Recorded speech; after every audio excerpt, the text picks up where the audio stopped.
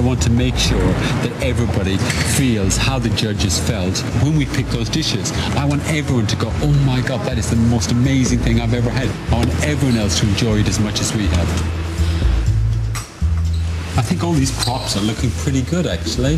This was the whole spirit of the competition that all of us judges talked about. We wanted to see big boards being paraded down Leadenhall Market, and this is it. But there's one chef who's really struggling, and with his dish first up, he has to impress. It doesn't have to be all uniform and exactly the same. I think it's all mishmash, you know. Some of the props are a wee bit naff. It's like something you get in your shower. It's very easy to win a competition based on presentation to 3 judges, but when you're in a place like Leadenhall Market with lots of people coming, transferring that detail is a different story. Having got wind that Chris is worried sick about his props, Oliver decides to step in. Hello, Chris. What's all this stuff? Yeah, no, I'm struggling a wee bit with the props. I thought it would be a good idea. Props? Yeah, I thought it'd be a good idea to mix it up a wee bit, but I'm really, I know. I think I might have messed it up here. What is this? Pine? Was that a sort of diffusion? I think it was a moment of madness, to be honest with you. It is. I mean, some of this stuff is really not right at all. No, I know it's not. It's really not right. I know. This could be salvaged. I think if you know, as long as stuff doesn't fall off the back, get a piece of wood, paint it up. I really want to do it justice. I want to do this justice, and I think I really messed it up here. I'm really nervous about this. It's getting late and the other chefs are finishing their prep work for the day. But Paul has one more task he has to complete, the trickiest part of his dessert. It's really important to do the honeycomb tonight because I've got 100 of these to perfect onto the sticks. All right. Worst thing with honeycomb is when it's chewy on the tea, you want it to just make sure that it's nice and just basically dissolves in your mouth. But as he pours his first batch of honeycomb, his worst fears are realised. Paul's overheated the sugar, which means the mixture's too dense to rise. Does that come out right? Nah, it's too, you see it's lost a bit of the height to it. Yeah. It's just not right, so start again. I want to make sure that they're all perfect before I leave. If I'm here till 4 o'clock in the morning getting it right, then I shall be. Having never made his dessert on this scale before, and with time against him, will Paul manage to deliver?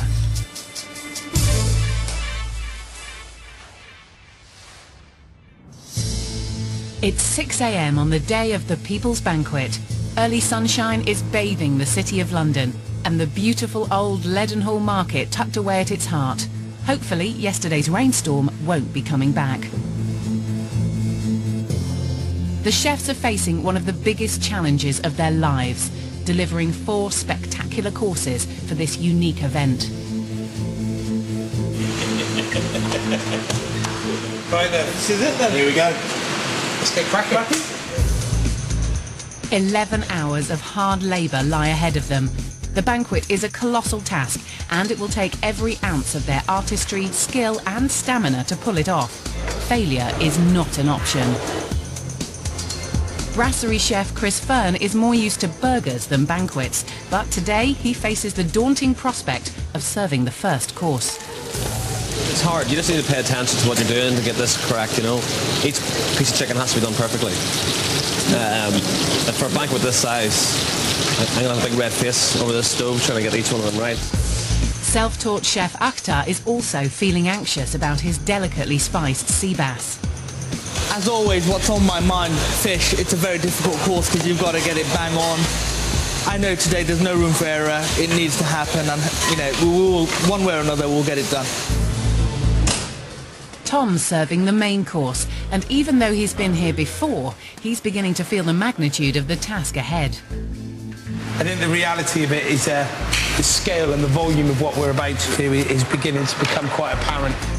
Paul never dreamed that he'd make it to the banquet, but now he's serving the dessert course, which must be a triumphant finale. My nerves are definitely starting to kick in because last up isn't always a good thing. The chefs can't let their nerves get the better of them. The special community guests, who they've had the honour of inviting to the banquet, will be arriving in less than 5 hours now, and they can't let them down.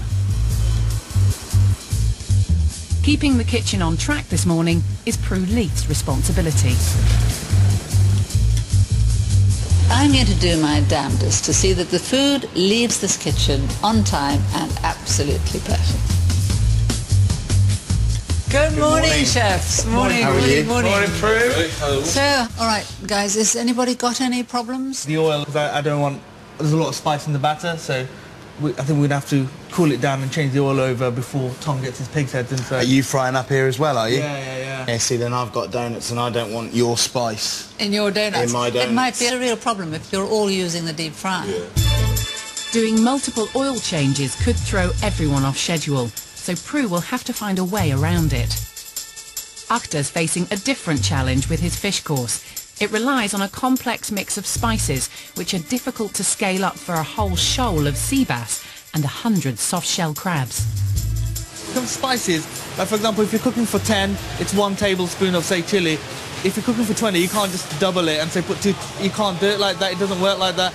Spices work, so the work is so complex. So, you know, the hardest thing is using that intuition and getting it right, because right now I've got no chance to mess up. It's right at the first time, or I've messed the banquet up.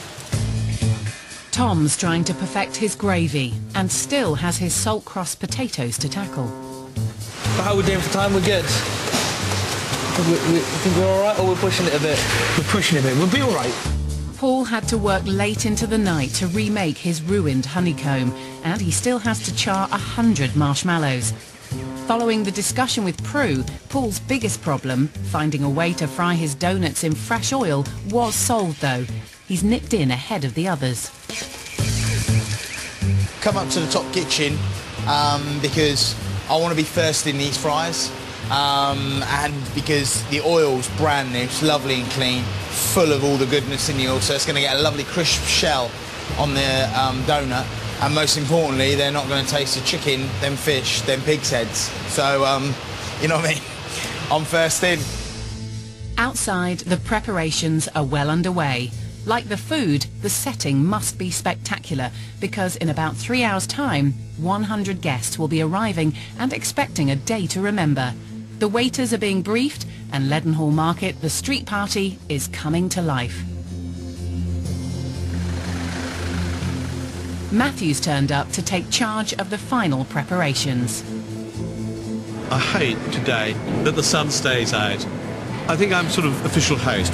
I think my responsibility is to make sure that everybody has a very, very good time. And the best way I can do that is by having a great time myself. This way, follow me. His first job today is to test the gong that will introduce each course of the People's Banquet.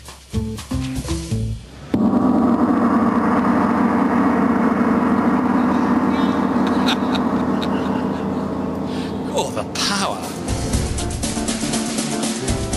Oliver's making sure that the chefs deliver spectacular presentation by sorting out the props, and having worked some magic overnight, he has good news for Chris. Looks really smart. Looks better, right? You done good.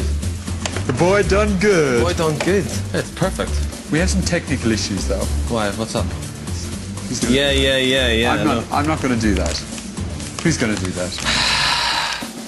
With the huge responsibility of serving the first course, Chris now has the added pressure of having to find time to stick 100 stickers onto his chicken bags.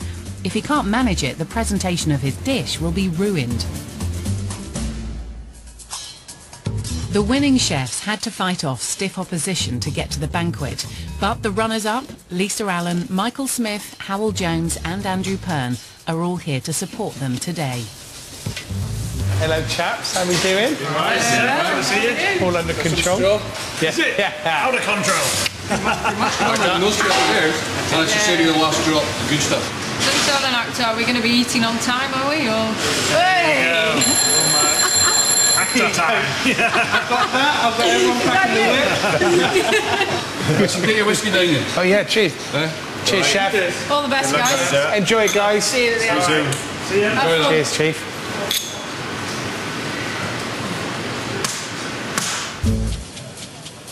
But the runners-up aren't here for a jolly. They have a job to do. The judges have set them the task of providing nibbles for the guests as they arrive. I know that Howell's actually cooking the venison sausages that he cooked for his rugby club, and I think a little nibble beforehand, before the main event, should get out very nicely. Howell, Lisa, Michael and Andrew have brought their inspirational community groups with them from across the country to help get the party started.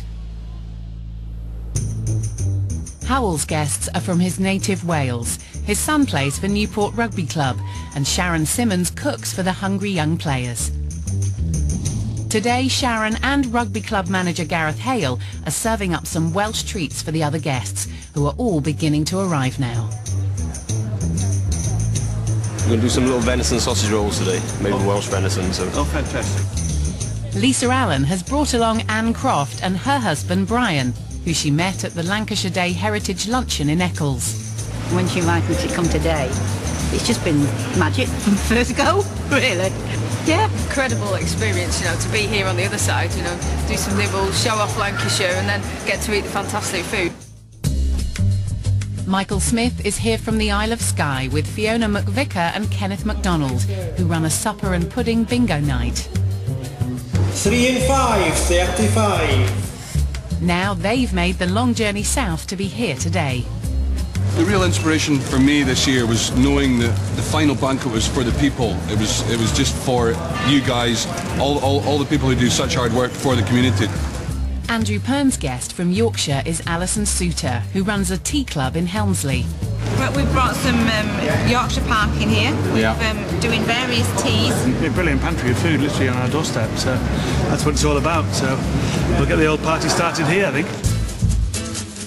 Back in the kitchen, all the chefs are under extreme pressure, but most of all Tom. He's only just started putting his potatoes into salted dough. I'm going to make 28 of them, so I've got a few spare. And at the moment I've got 6. Keep going. Checking my watch, getting a little bit nervy, a little bit jumpy. Tom could really do with some help, so it's an ideal moment for his guest of honour, Lucy Charles, to show up. Morning, Tom. Hey, gorgeous. Hello. I won't squeeze you. No. You're all right. Please don't. How are you? It's good. It's nice. It's nice to be in this big kitchen. Expensive. I mean, my kitchen back at our community centre is quite big, but this is, you know, it's on a nice, massive scale. So you got something for me to do? Yeah, I'll tell you what, I'll put this together and you can tie it up. All right, let's give it a go. That's it, just gently pull it through. Flip that over so it looks like a sack of potatoes. Lovely. Brilliant. I'll get going on the next one. All right, hey presto. Chris's family, his mum, sister and fiancé have also stepped in to help him with the stickers for his bags. What I want you to do, right? Once you get it, right, like that, and put the sticker just there. Sure a monkey could do that? Well, good. These are my 3 wee monkeys. He can only hope that his family will get the job done in time, because he has to start filling the bags ready for service soon. Outside in the market, yet more guests have arrived to enjoy the warm-up to the main event. They come from all over the country, but they all have one thing in common. It's their hard work in the community that's being celebrated today. Oliver and Prue can't resist sampling some of the nibbles. I can hone in on a pudding from 100 miles away, trust me on that. Great. Lovely. Those are the crisps. We eat this one. This looks great. It's amazing. Lots of kind of Thai and Malay ingredients, lemongrass, coconut milk. It's nearly time for the main event, the People's Banquet, and the excitement is building. It's great, you know, everybody's sort of coming together, they're all meeting up, you know, I think the buzz that's going on, it's a great start to the party. I just think it's absolutely fabulous. I speak with my hands. When I start speaking with my hands, you know I'm excited. It looks brilliant. I mean, just seeing all these people all set up here, it looks really vibrant and exciting. Gareth Hale from Howell's local rugby club can't believe his luck. Oh, it's great, isn't it, to be one of the 100 guests, and one of my hobbies is eating, so looking forward to it. It'll be great.